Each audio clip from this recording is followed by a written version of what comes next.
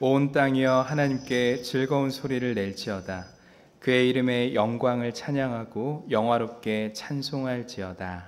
아멘.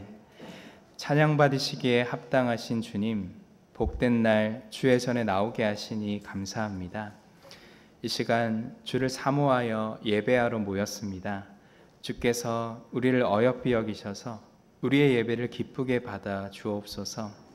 선포될 말씀이 우리의 상한 심령을 치유하고 주의 은혜로 거듭나 변화받게 하옵소서. 주의 뜻을 온전히 깨닫게 하시고 주께서 기뻐하시는 삶을 이루게 하옵소서. 성령께서 우리와 함께 하셔서 예배를 방해하는 세력으로부터 지켜 주옵소서. 영과 진리로 예배하게 하시고 주님 받으시기에 합당한 예배하게 하옵소서. 예수님 이름으로 기원합니다. 아멘. 찬송가 25장을 함께 찬송합니다.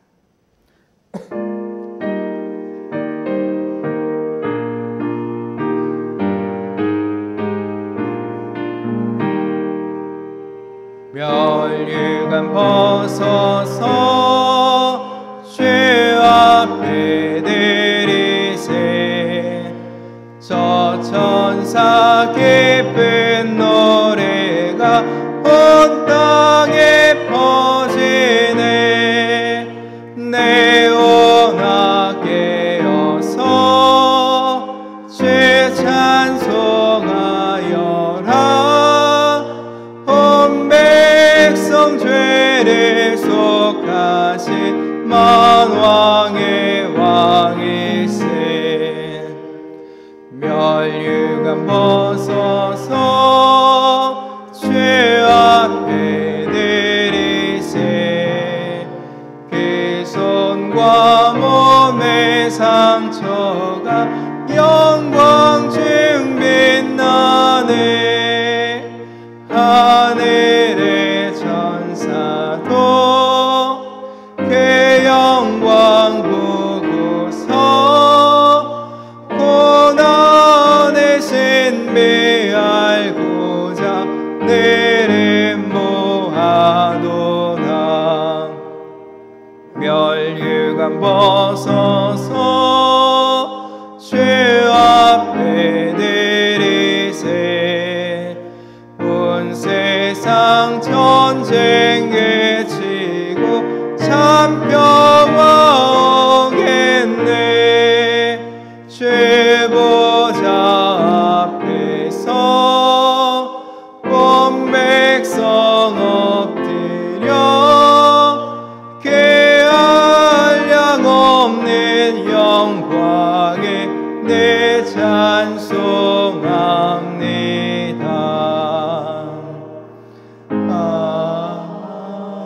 아멘. 교동문 30번 시편 67편, 교동문 30번 시편 67편의 말씀을 교독합니다. 하나님은 우리에게 은혜를 베푸사 복을 주시고 그 얼굴빛을 우리에게 비추사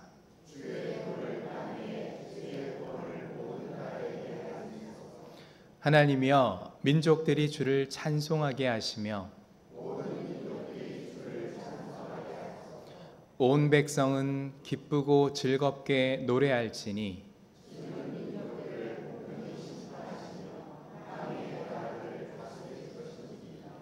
하나님이여 민족들이 주를 찬송하게 하시며 모든 민족으로 주를 찬송하게 하소서.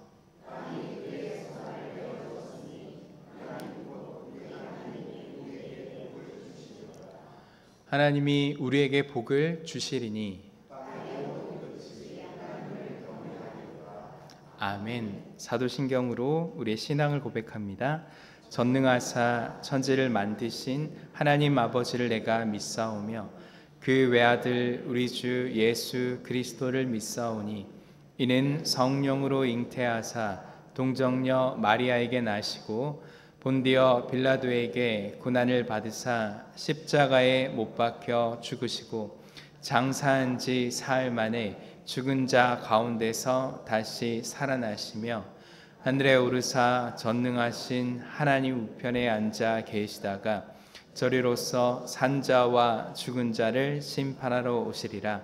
성령을 믿사오며 거룩한 공예와 성도가 서로 교통하는 것과 죄를 사하여 주시는 것과 몸이 다시 사는 것과 영원히 사는 것을 믿사옵나이다. 아멘. 자리에 앉으셔서 찬송가 64장을 함께 찬송합니다.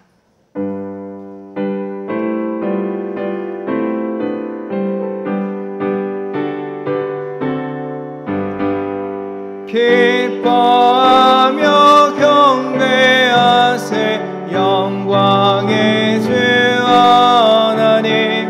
죄 앞에서 우리 마음 피어나는 꽃 같아 죄와 슬픔 사라지고 의심 구름 거치니 변함없는 기쁨의 주 밝은 빛을 주시네.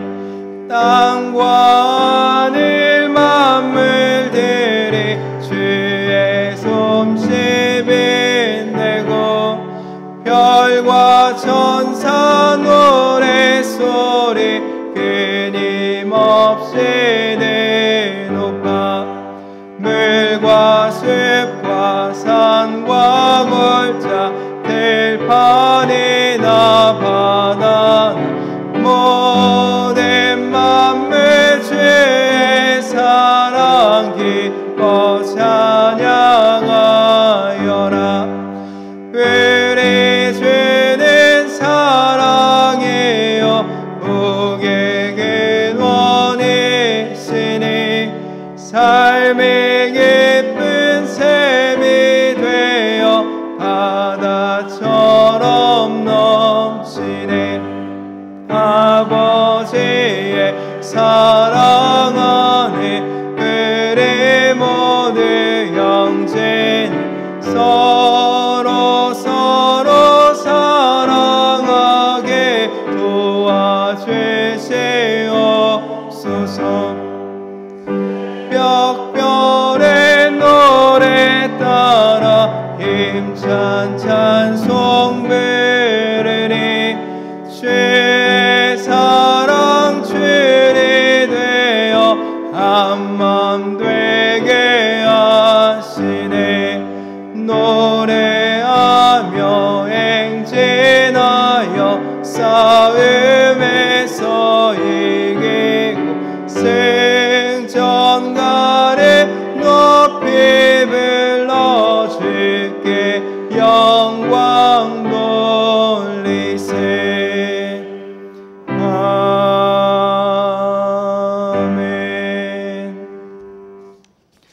이경훈 안수집사님 나오셔서 기도하겠습니다.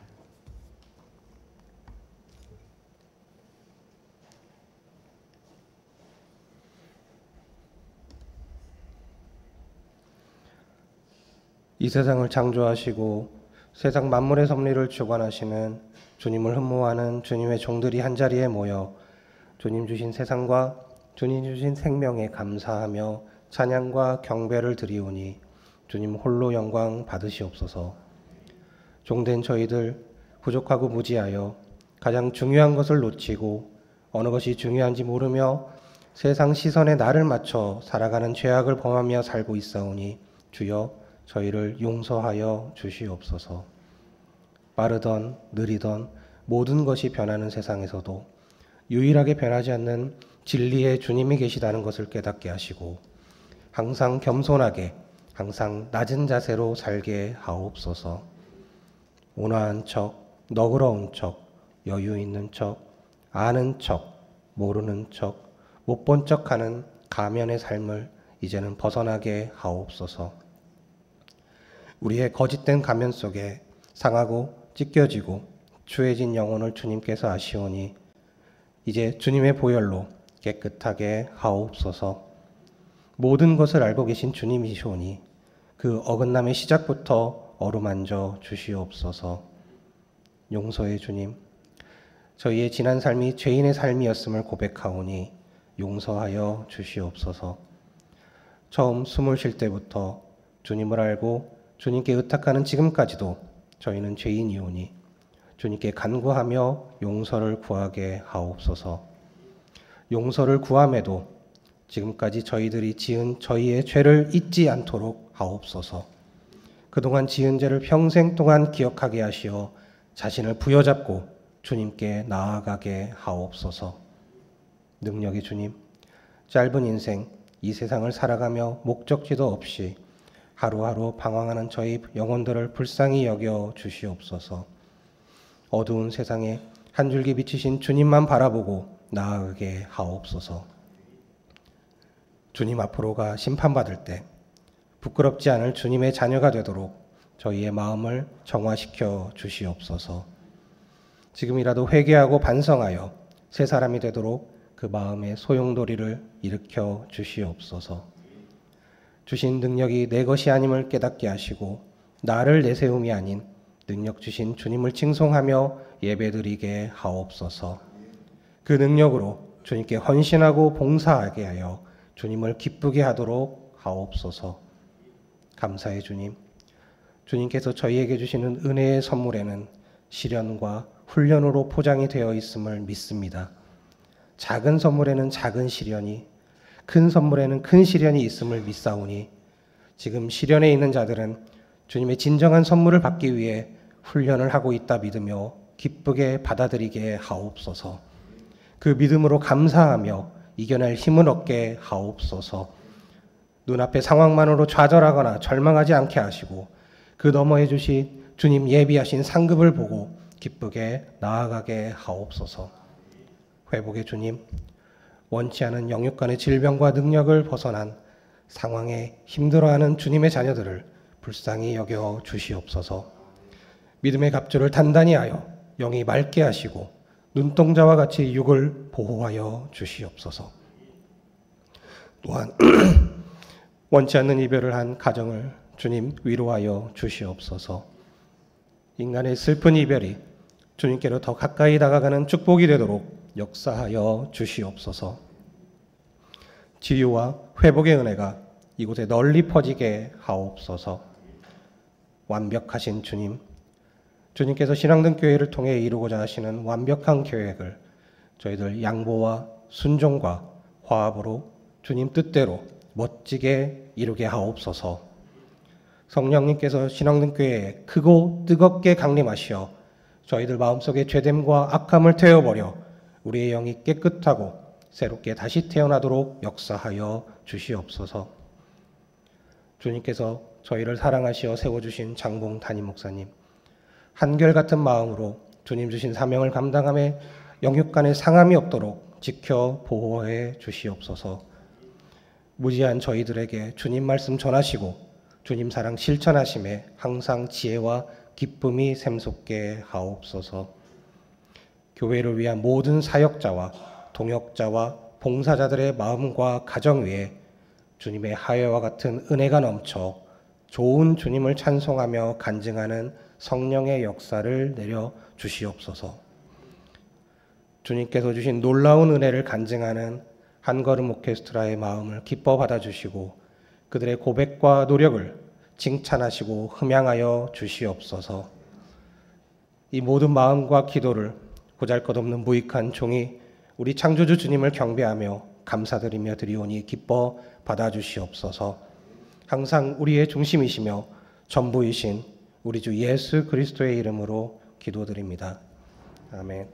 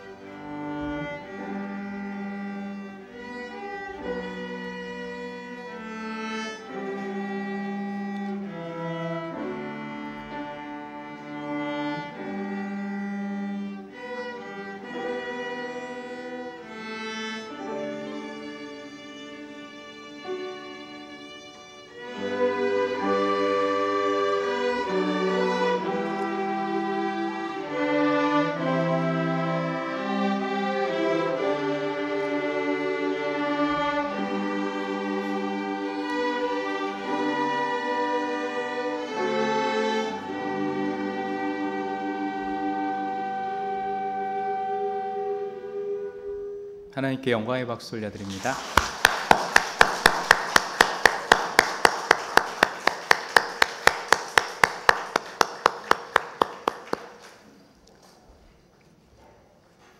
교회 소식 알려드립니다. 오늘은 창조절 둘째 주일입니다. 교회가 창조절을 지키는 이유는 오늘 하나님의 자녀된 우리들이 세상을 섬기는 청지기이기 때문입니다. 이번 한 주간 새롭게 하시는 하나님의 손과 발이 되어 사시길 원하며 예배에 오신 여러분들을 환영합니다. 다음 주 수요일 저녁 모임은 성령 집회로 모입니다. 말씀과 찬양 그리고 기도로 충만한 은혜 충만한 모임을 경험하시길 원합니다. 가을 음악회가 28일 주일 오후 4시 보산말 공원에서 있습니다. 공연팀과 진행팀, 후원자분들과 참여하시는 모든 지역분들을 위해 기도해 주십시오. 가을음악회 준비위원회 모임이 오늘 오후 3시 교육관 3층 청년부실에서 있습니다. 준비위원들은 모두 참석해 주시길 바랍니다. 이번 주 2교구 신방 일정이 아래와 같습니다. 참고해 주시고 위에서 기도해 주시기를 바랍니다. 주일 1부 예배와 2부 예배 후에 남신도의 각 분회에 원래회가 있습니다. 주일 1부 예배와 2부 예배 후에 여신도의 각 분회에 원래회가 있습니다. 다음 주 식당 설거지 봉사는 23 공동체입니다. 대회 소식 안내입니다. 익산도의 남신도의 실행위원회가 16일 화요일 오후 6시 30분 용산교회에서 있습니다. 여신도의 익산연합회 총회가 20일 토요일 오전 10시 신앙등교회에서 있습니다.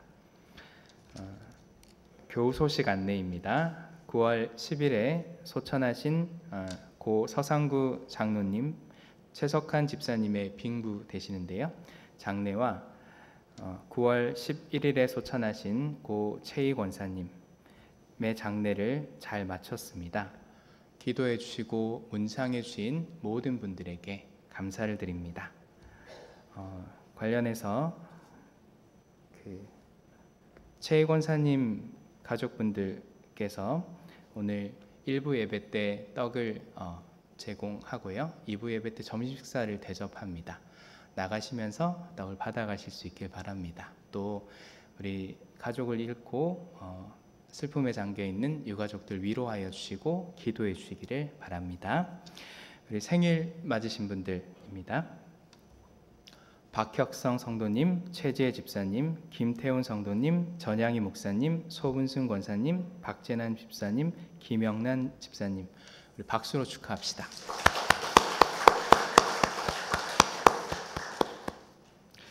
찬송가 344장을 함께 찬송하며 봉헌합니다.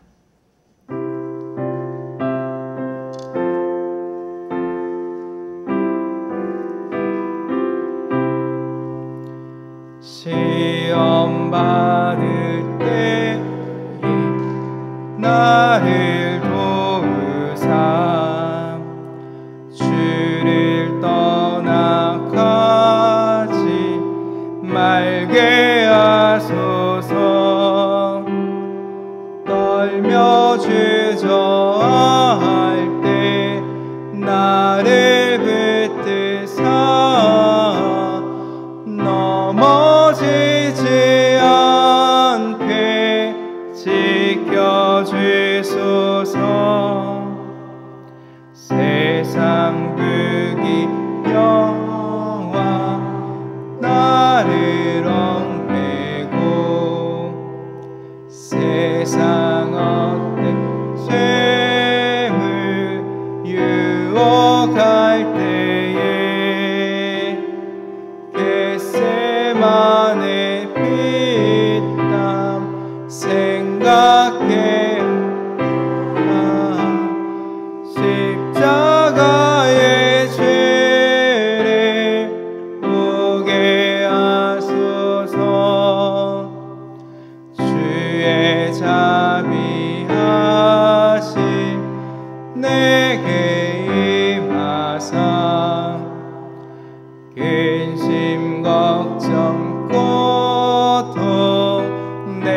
나아갈 때 주의 능한 손 보게 하시며 주여 나의 계심 맡아주소서. 이 땅 위의 삶을 모두 마치고 흙과 같은 육신 무너질 때에 오직 주의 은혜 의지하리니 영생하는 곳에 인도하소서. 아멘.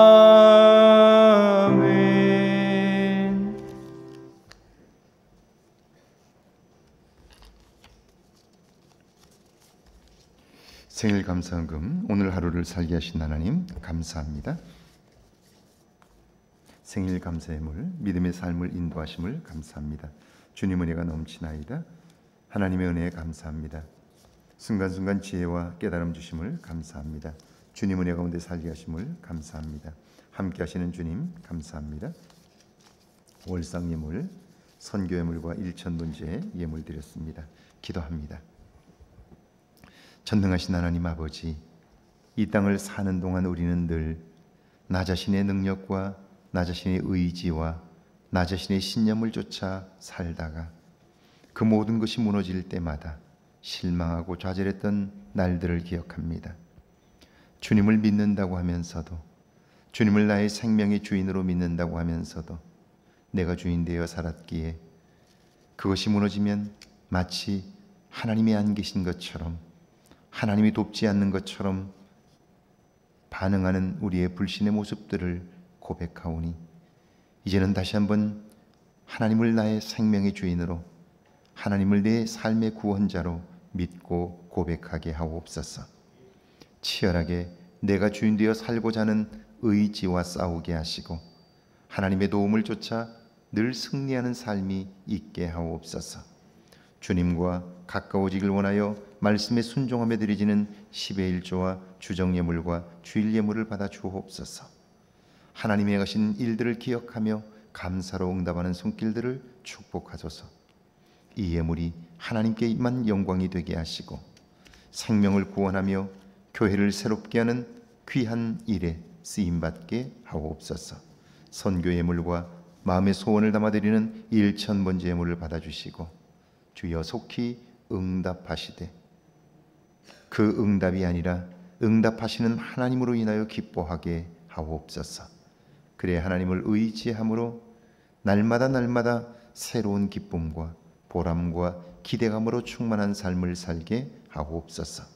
일천번제 예물을 드리나니 주여 받아주시고 자녀들을 위하여 취직과 장성한 자녀들의 결혼과 가정을 위하여 기도하오니 주여 응답하여 주옵소서.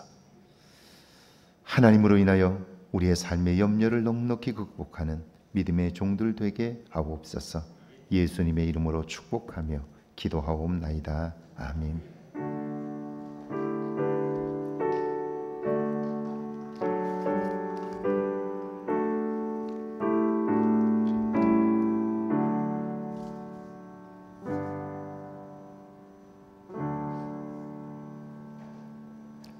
오늘 저에게 주시는 하나님의 말씀은 구약성경 룻기 4장 3절에서 6절까지 말씀, 그리고 신약성경 누가복음 22장 39절에서 46절까지 말씀입니다. 구약성경 룻기 4장 3절에서 6절까지 말씀, 우리 한 목소리로 함께 봉독합니다. 보아스가 그 기업 물을 자에게 이르되 모압 지방에서 돌아온 나오미가 우리 형제 엘리멜렉의 소유지를 팔려 함으로 내가 여기 앉은 이들과 내 백성의 장로들 앞에서 그것을 사라고 내게 말하여 알게 하려 하였노라. 만일 내가 물으려면 물으려니와 만일 내가 물으지 아니하려거든 내게 고하여 알게 하라. 내 다음은 나요 그 외에는 물을 자가 없느니라 하니 그가 이르되 내가 물으리라 하는지라. 보아스가 이르되 내가 나오미의 손에서 그 밭을 사는 날에 곧 죽은 자의 아내 모압 여인 룻에게서 사서 그 죽은 자의 기업을 그의 이름으로 세워야 할지니라 하니 그 기업 물을 자가 이르되 나는 내 기업에 손해가 있을까 하여 나를 위하여 물으지 못하노니 내가 물을 것을 내가 물으라.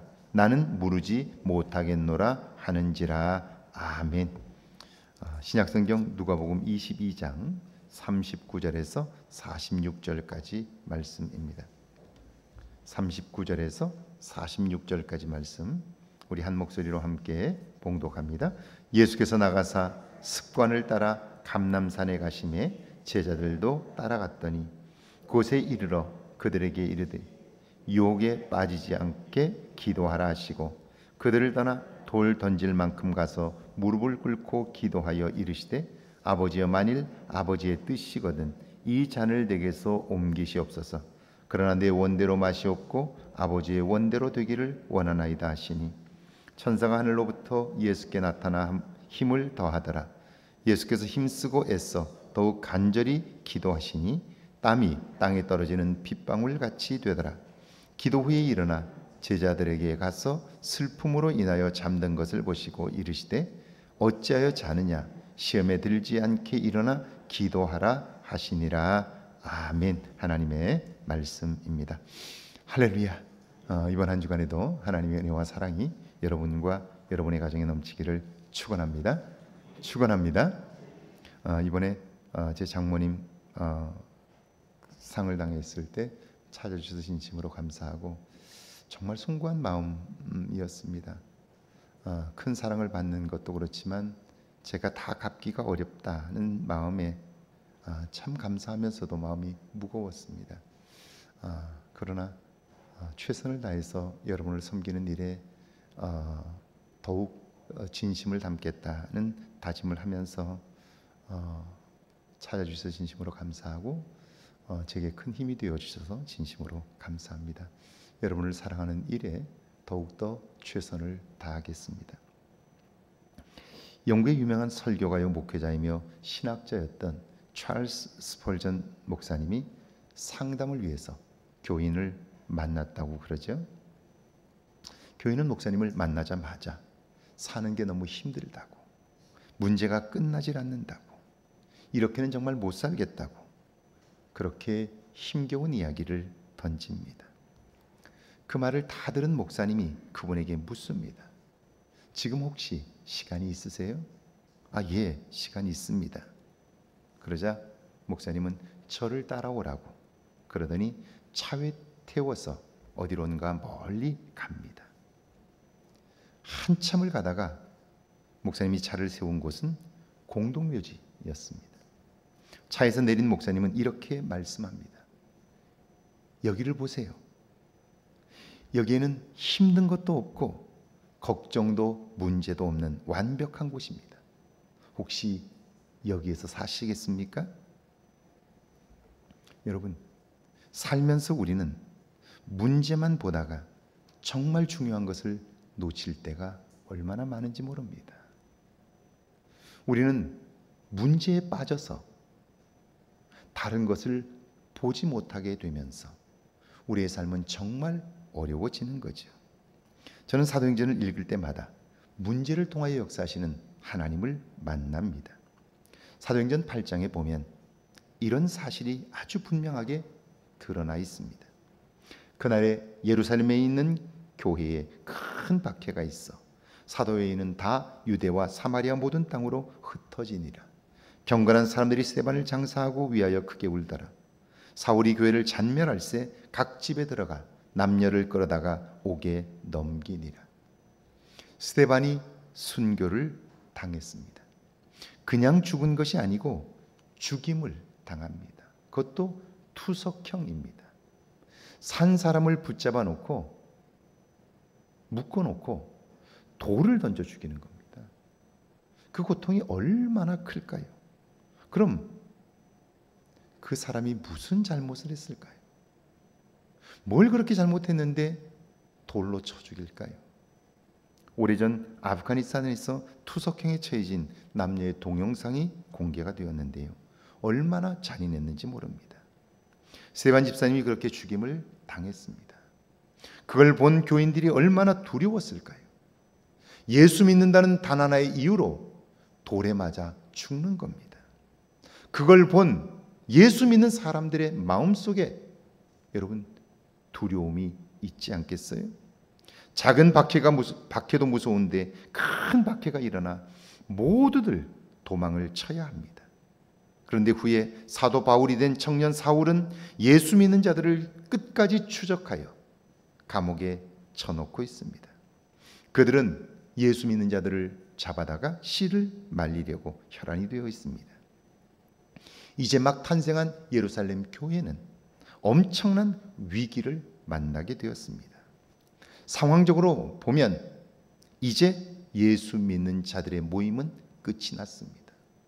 더 이상 예수 믿는다고 표현할 수 없는 상황입니다. 살기등등한 그들의 기세를 보면 살아남을 자가 없습니다. 그러니까 이 땅에 생겨난 초라한 교회는 그대로 사라질 수밖에 없는 거죠. 그런데 성경은 놀라운 말씀을 기록했습니다. 그 흩어진 사람들이 두루다니며 복음의 말씀을 전할세 흩어진 그들이 복음을 전했습니다. 여러분, 숨어야 하는 것 아닙니까? 아닌 척해야 하는 것 아닙니까? 지금 그 예수 믿는 자들을 추적하는 자들이 있습니다. 잡히면 끌려가 감옥에 갇힙니다. 스데반처럼 돌에 맞아 죽임을 당할 수도 있습니다. 그런 상황에서도 그들은 자기들이 간 그곳에서 복음을 전했다라고 하는 거예요. 충격적인 사실은 복음을 전할 때 그들은 놀라운 사건을 경험합니다. 빌립이 사마리아 성에 내려가 그리스도를 백성에게 전파하니 무리가 빌립의 말도 듣고 행하는 표적도 보고 한 마음으로 그의 말을 따르더라. 많은 사람들에게 붙었던 더러운 귀신들이 크게 소리를 지르며 나가고 또 많은 중풍병자와 못 걷는 사람이 나으니 그 성에 큰 기쁨이 있더라. 그 성에 큰 기쁨이 있더라. 그들은 핍박을 받아 도망쳐온 사람들이죠. 숨어 있을 수밖에 없는 사람들입니다. 그런데 그들은 그렇게 하지 않았습니다. 오히려 당당하게 복음을 전했다 하는 거예요. 기도했습니다. 그랬더니 병자들이 낫습니다. 귀신이 쫓겨가고 안진뱅이가 일어나 걷는 거예요. 그러니까 그 일을 본 사람들과 나음을 입은 사람들이 기뻐 뛰는 거예요. 여러분, 도망쳐온 사람들이 그냥 숨어 있었다면 어떻게 되었을까요? 상황이 상황이니만큼 일단 소나기는 피해야 하지 않을까요? 살아야 하니까 아닌 척해야 하지 않을까요? 그런데 아닙니다. 그들은 눈앞의 현실이 아니라 그때에도 함께 하시는 하나님을 본 거죠. 이 때를 통하여 이루실 하나님의 일을 믿는 거예요. 그랬더니 놀라운 하나님의 사건을 경험하게 된 거예요. 이것이 영적인 능력인데요. 사람들은 그걸 잘 알지 못합니다. 그래서 하나님은 그 엄청난 기회를 주시지만 우리가 알지 못해서 그 기회를 놓쳐버리는 경우가 얼마나 많은지 모릅니다.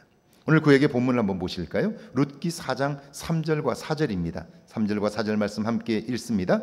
보아스가 그 기업물을 자에게 이르되 모압 지방에서 돌아온 나오미가 우리 형제 엘리멜렉의 소유지를 팔려 함으로 내가 여기 앉은 이들과 네 백성의 장로들 앞에서 그것을 사라고 내게 말하여 알게 하려 하였노라. 만일 내가 물으려면 물으려니와 만일 내가 물으지 아니하려거든 내게 구하여 알게 하라. 내 다음은 나요 그 외에는 물을 자가 없느니라 하니 그가 이르되 내가 물으리라 하는지라. 이스라엘 풍습에 의하면요, 땅은 누구나 살 수 있는 것이 아닙니다. 땅을 팔 때에는 또 땅을 살 때에는 가장 가까운 친척에게 우선권이 있고요. 그가 살 수 없을 때 그 다음 가까운 친척에게 기회가 돌아갑니다. 그래서 보아스가 나오미의 가장 가까운 친척에게 그 땅을 사도록 이야기를 했습니다. 그랬더니 사겠다는 거예요. 그런데 5절을 한번 읽어볼까요? 5절입니다. 함께 읽습니다. 보아스가 이르되 내가 나오미의 손에서 그 밭을 사는 날에 곧 죽은 자의 아내 모함 여인 룻에게서 사서 그 죽은 자의 기업을 그의 이름으로 세워야 할지니라 하니. 보아스가 땅을 산다고 하는 그 친척에게 말합니다. 땅만 사면 되는 것이 아니라 그 땅의 주인인, 지금은 고인이 되었지만 그의 남겨진 부인이 있으니 그의 부인인 이방 여인 룻도 함께 데려가야 한다고, 책임져야 한다고 이야기를 하는 거예요.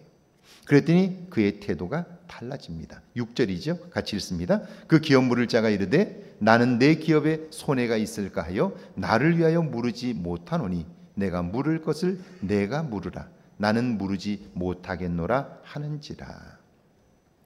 자, 그러니까 지금 그 사람이 땅을 사면, 그러면 그가 그 땅을 차지하고 룻을 데려가야 돼요. 만약 그가 사지 않는다면 지금 이 사람에게 이야기라는 보아스라는 친척이 그 땅을 사게 되고, 그리고 이방 여인 룻도 그와 함께 살게 되는 거예요. 자, 이방 여인까지 데려가야 한다고 하자 그는 생각이 바뀝니다. 이방 여인을 데려오면 어디다 쓰겠느냐는 거죠.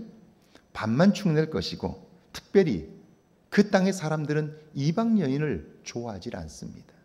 멸시합니다. 그러면 이방 여인과 함께 사는 자기도 멸시를 당할 수 있는 거죠. 당연히 손해만 난다고 생각했어요. 그래서 그 땅을 사지 않겠다고 거절하게 된 거죠. 여러분, 그런데 하나님의 계획은 어떤가요? 내 눈에 볼 때 그 여인과 그 땅을 차지하는 것은 좋아 보이지 않아요. 손해만 날 것 같아요. 그래서 거절했어요. 내 판단은 그런데 하나님의 생각은 어떨까요? 적어도 우리가 하나님의 사람이라면 내 생각보다 더 중요한 건 하나님의 생각이에요. 나는 그런데 하나님은 어떨까 하는 거예요.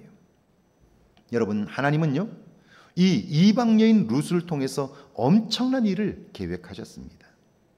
그 여인을 통해서 믿음의 가문을 이루고요, 그 가문에서 다윗과 솔로몬이라는 걸출한 영웅이 탄생합니다.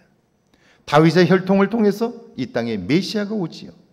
하나님은 이 엄청난 복을 얻을 기회를 그에게 준 거예요. 그는 그 기회를 가지게 된 거죠.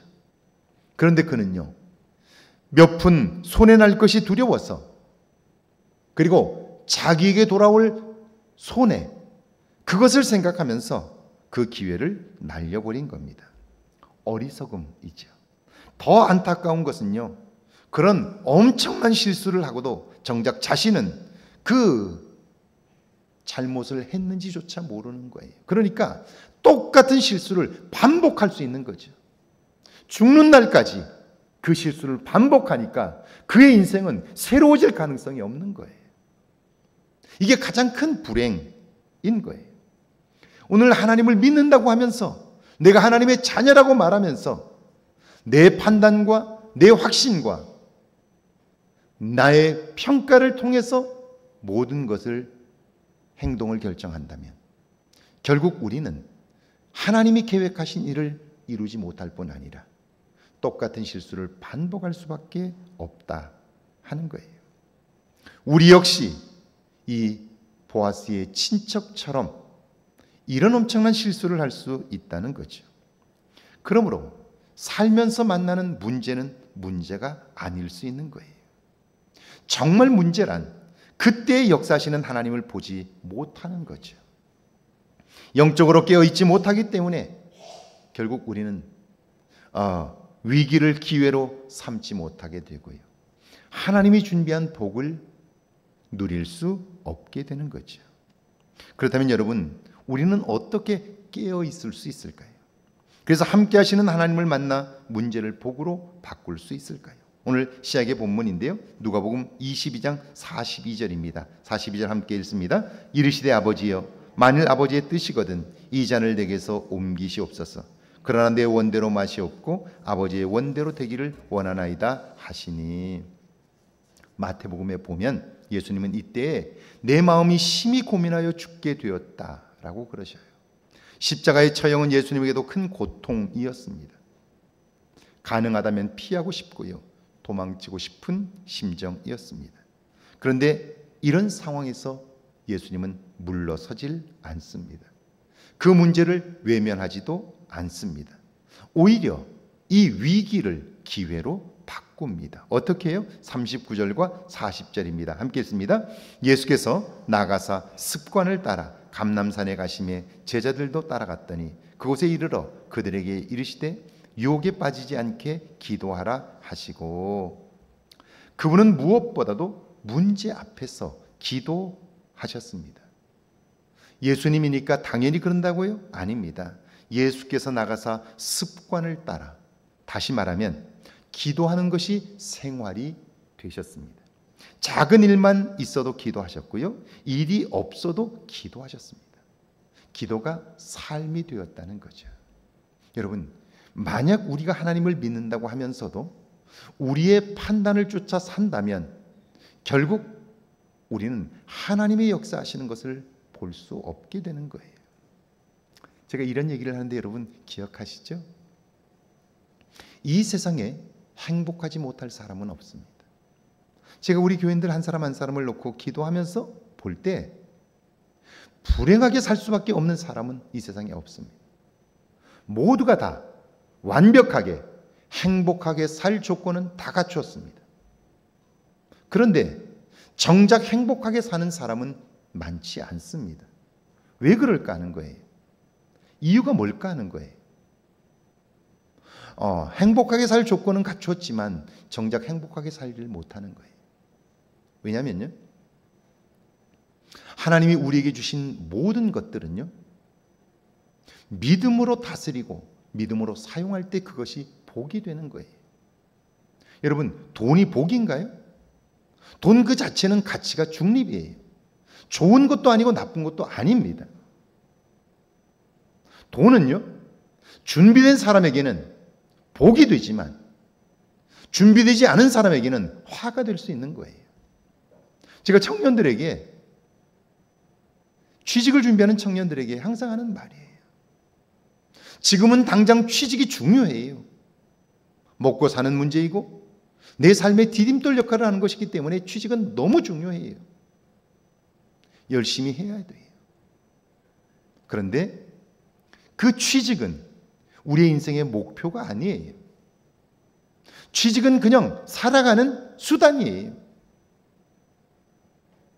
이번에 저희 작은 아이가 한국을 방문해서 어제 출국을 해서 미국으로 돌아갔어요. 만나면 깊은 이야기들을 나눠요. 그 아이도 직장 생활을 하고 있고요. 그 아이가 이런 얘기를 해요.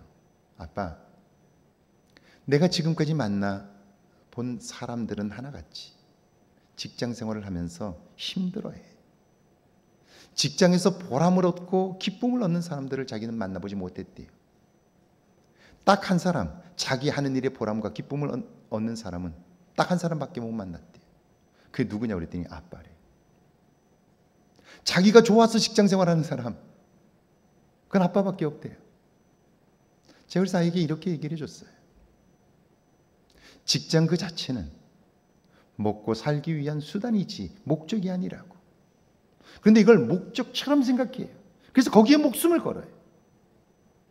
그런데 지혜로운 사람은요, 믿음의 사람은요, 그 과정에서 하나님을 의지하고 한 단계 한 단계 나아가는 거예요. 그러면 그 직장은 하나님이 준비하신 소명을 이루는 곳이 되고요.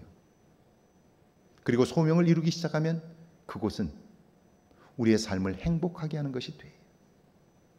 그런데 취직하는 것을 목적으로 삼으면요, 처음에는 그게 굉장히 기쁘죠. 그런데 시간이 지나면 어때요? 점점 지쳐가는 거예요. 제가 취직한 청년들에게 이렇게 얘기해줘요. 지금은 취직해서 너무 좋지, 너무 좋다고. 그러면 5년 후쯤 된 너희 선배 동료들은 어떠냐? 그 사람들도 지금 너처럼 그렇게 행복해하냐? 아닌 것 같아. 10년쯤 된 선배는 어떠냐? 여기다가 사표를 써가지고 다닌대. 그렇게 들어가고 싶어서 들어갔는데 왜 가서 얼마 되지 않아서 지쳐버리고 사표를 써가지고 다닐까? 그곳이 목적이 아니기 때문에 그래요.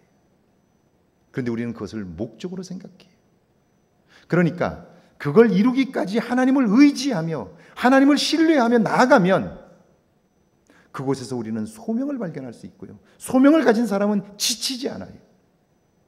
그곳에서 계획하신 하나님의 일들을 알기 때문에 그래요. 그런데 그 과정을 건너뛰고 자기 노력으로 이루겠다는 사람은 결코 그 은혜를 경험하지 못하고 돈을 주셔도 돈이 복이 되지 못하는 거예요.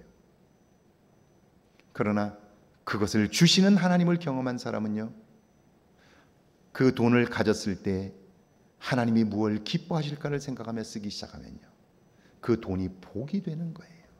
직장이 복이 되는 거예요. 그러니까 기쁨으로 살게 되는 거죠. 자, 예수님은 이걸 아셨고요. 그래서 매 순간 문제를 만날 때마다 기도하신 거예요. 그냥 위기를 만났기 때문에 기도한 것이 아니라 습관적으로 기도하셨기 때문에 문제를 만나도 자동적으로 기도하신 거죠. 기도가 삶이 된 거예요. 그렇다면 여러분, 기도가 뭡니까? 저는 기도를 마중물이라고 믿어요. 지금은 상수도 때문에 다 없어져서 볼 수 없어요. 그러나 펌프를 사용해 보신 분들은 압니다. 펌프로 물을 퍼 올리려면 마중물이 있어야 합니다. 물을 길어 올려면요, 바가지에 물을 하나를 퍼가지고 가서 펌프에다 붓고 손잡이를 저으면 지하에 있는 물을 끌어올릴 수 있습니다. 기도가 그렇습니다. 문제가 있어서 갈급해서 기도하면 그 기도를 하나님이 들으십니다. 그러면 그분으로부터 지혜를 얻습니다. 그 문제를 넉넉히 이길 만한 힘을 얻는 거예요. 예수님은 그래서 문제 앞에서 산에 오르셨습니다. 잡음이 들리지 않는 조용한 곳을 선택한 거예요. 게다가 그 기도하신 곳은요, 예루살렘 성이, 성전도 눈앞에 내려다 보이는 곳입니다.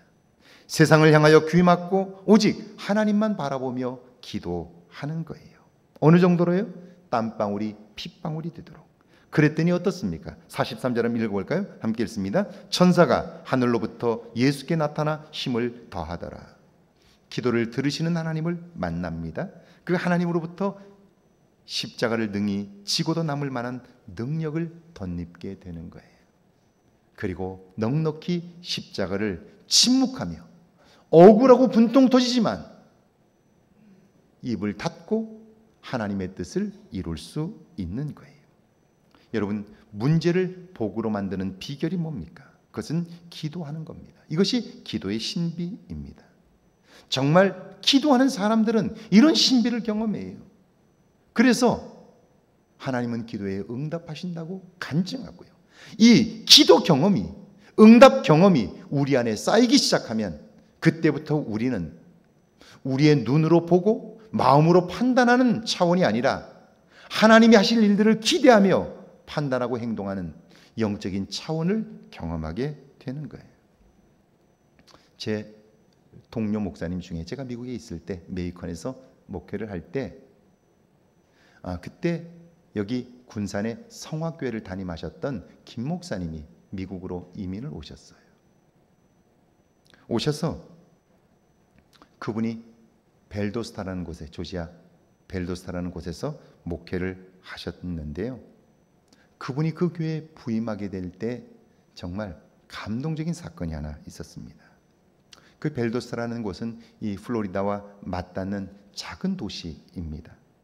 당연히 도시가 작기 때문에 한인들도 많지 않습니다. 부대가 하나 있어서 부대에 결혼한 분들이 계셔서 신앙생활을 같이 하고 있었습니다. 그 교회 목사님이 은퇴를 하셨고 새로운 목사님을 모셔야 되는데 김 목사님이 그곳에 설교를 하러 가신 거예요. 예배를 마치고 나자 교인들은 이구동성으로 우리 교회에 와달라고 그럽니다. 그런데 목사님이 가서 보니까 교회가 형편없어요. 저도 여러 번 그 교회를 가봤지만 예배당 건물은 있지만 굉장히 낡았고요, 작아요. 그리고 한인 숫자도 굉장히 작아요. 목사님이 보니까 올 만한 곳이 못 되는 거예요. 그래서 기도해 보겠습니다 그랬는데요, 교인들이 이 김 목사님이 우리 교회에 오시도록 40일 작정 기도를 합니다. 그리고 20일쯤 지났는데 목사님이 아무리 생각해봐도 거기 가서는 그분이 자녀들이 아마 5인가 그래요. 애들도 못 키울 것 같아요. 그래서 20일쯤 되었을 때 저는 그 교회에 갈 수 없을 것 같다고 다른 분을 찾으라고 전화를 드린 거예요. 자, 기도하는 교인들이 얼마나 실망했을까요? 여러분, 그 목사님이 우리 교회에 오시도록 기도를 시작했어요. 40일을 작정하고. 그런데 20일쯤 지났을 때 목사님 못 오시겠다고 전화를 했으니까 어떻게 해야 되죠? 기도를 40일 작정한 걸 멈춰야 되겠죠. 그만해야 되겠죠. 왜? 그분이 못 오신다고 그랬잖아요. 더 이상 기도할 필요가 없지 않습니까? 그런데 여러분, 만약 그때 당연히 못 오신다니까 기도할 필요가 없는 거죠.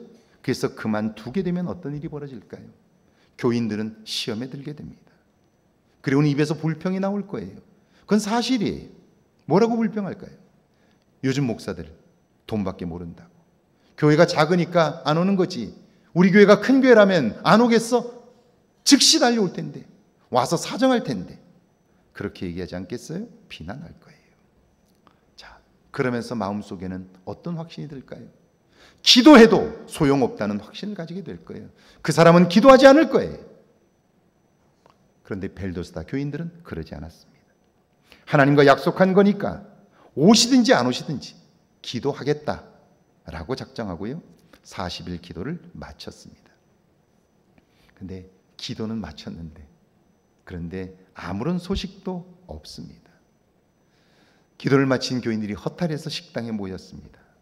그리고는 집사님 한 분이 냉장고에 있는 수박 한 통을 잘라가지고 한쪽씩 나눠서 먹습니다. 그리고 허탈해하는 거예요. 누구도 먼저 말을 꺼내지 못합니다. 수박 한 조각을 입에 베어 무는 순간 따르릉 하고 교회 전화가 울렸습니다.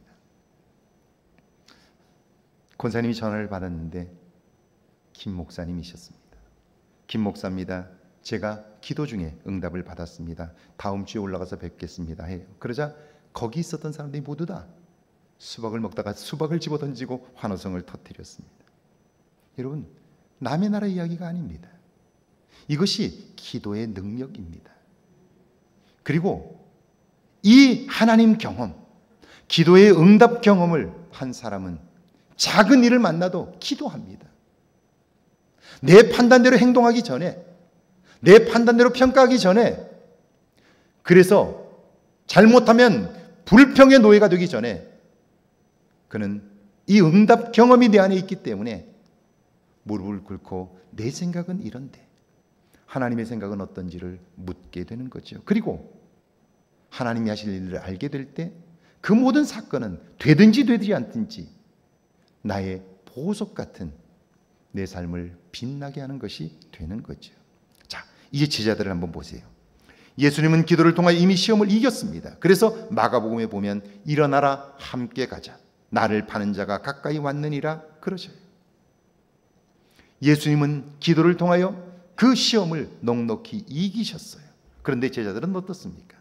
주님은 이미 기도로 시험을 이기라고 말씀하셨어요. 그것도 2번 이상 말씀하셨어요. 그런데 그들은 어떻습니까? 45절 한번 읽어볼까요? 45절입니다. 함께 읽습니다. 기도 후에 일어나 제자들에게 가서 슬픔으로 인하여 잠든 것을 보시고, 공동번역 성경은 슬픔에 지쳐서 잠들었다라고 되어 있습니다. 왜 그랬을까요? 38절에 보면 그들은 칼을 2자루나 준비했습니다. 베드로는 안가슴에 칼을 집어넣고 있었습니다. 왜요? 어렴풋하게나마 위기가 다가오고 있음을 알았기 때문이죠. 그리고는 그 위기를 극복하겠다고 칼을 품에 넣고 나름대로 무장을 한 거예요. 그런데 그것이 그들을 두려움에서 건지지 못합니다.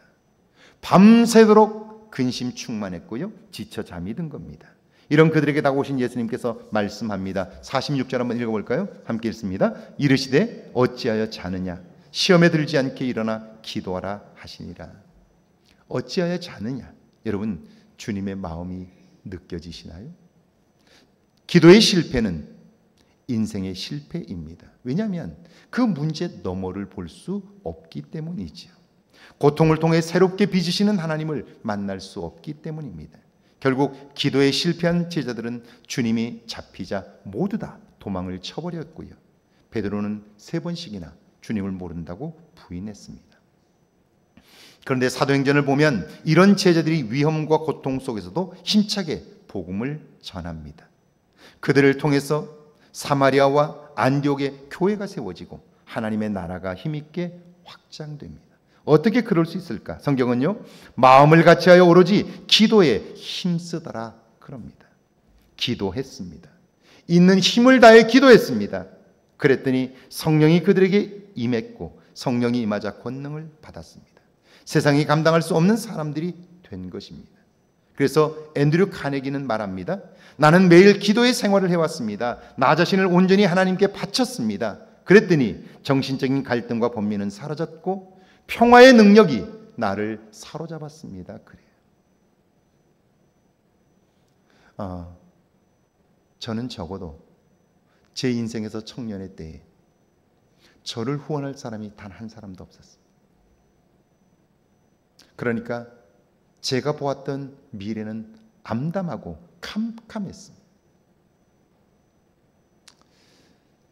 저희 아이들과 함께 장례를 마치고 깊은 이야기들을 나눴습니다.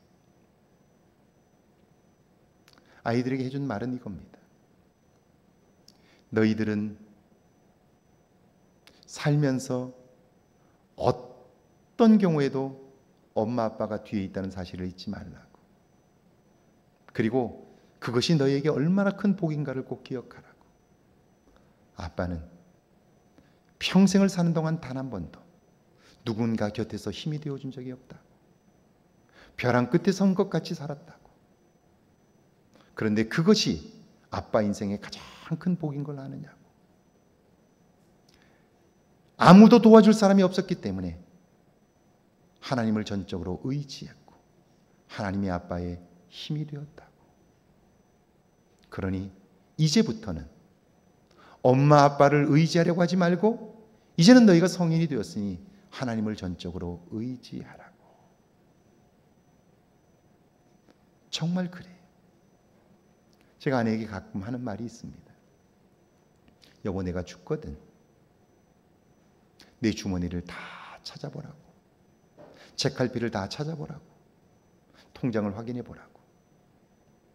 없어서 굶어 죽는 한이 있어도 통장에 돈을 꺼내지 않는 그 돈은 있을 거라고. 왜요? 여러분, 신실한 농사꾼은 아무리 가뭄이 와도 다음에 심어야 할 종자를 먹지는 않습니다. 누구도 도울 사람이 없기 때문에 마지막까지 남겨두어야 할 것을 쓰지 않습니다. 굶어 죽는 한이 있어도.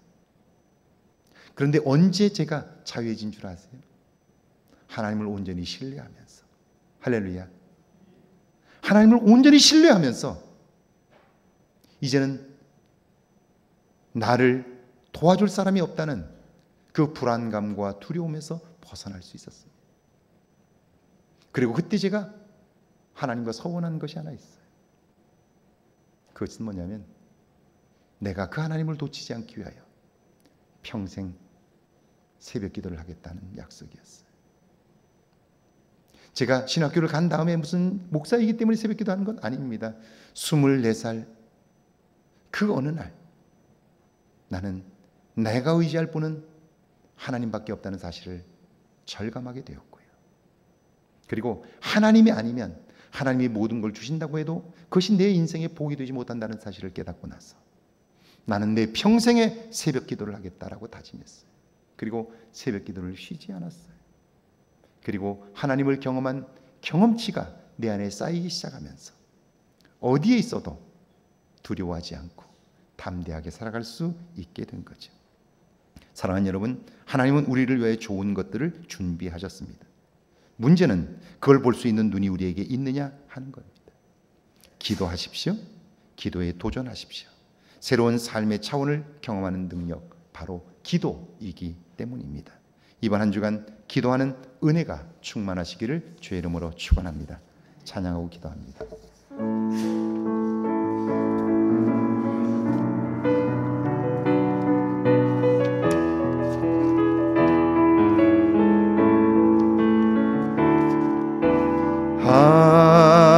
하나님은 우리의 피난처가 되시며 환난 중에 우리의 힘과 도움이시. 하나님은 우리의 하나님은 우리의 피난처가 되시며 환난 중에 우리의 힘과 도움이시라. 너희는 가만히 있어 주가 하나님 되말지어다. 열방과 세계 가운데 주가 높임을 받으리. 사랑합니다 내 아버지, 사랑합니다 내 아버지, 찬양합니다 내 온 맘 다하여 선포합니다 예수 그리스도. 주님 오심을 기다리며 우리 시간 함께 기도하길 원합니다.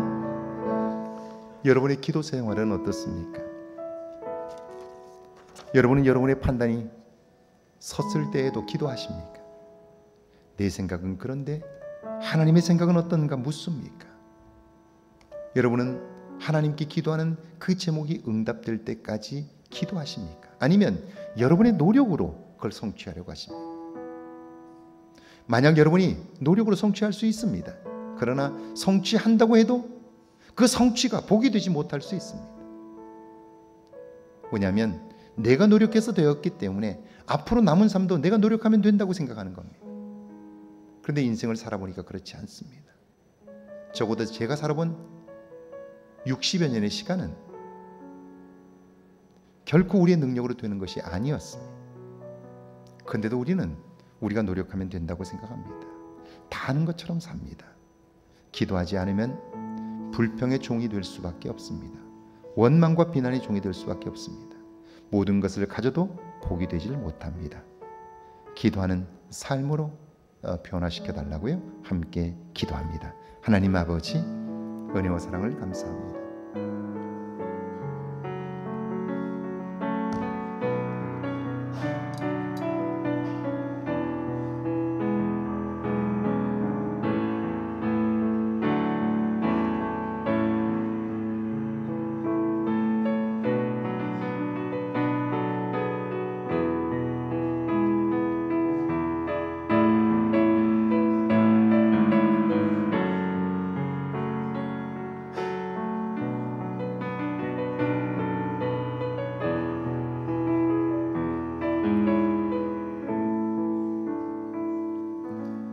지금은 이 땅에 오셔서 우리의 소망이 되신 우리 주 예수 그리스도의 은혜와 하나님의 놀라우신 사랑하심과 성령께서 알게 하시고 도우시는 은총의 역사가 이제 우리의 인생의 새로운 차원을 향하여 도전하며 기도하기로 다짐한 주의 모든 백성들과 가정과 일터와 우리의 교회 위에 우리가 사는 이보다 아름다운 익산과 이 땅과 온 세계 위에 이제부터 영원토록 함께 계실지어다. 아멘.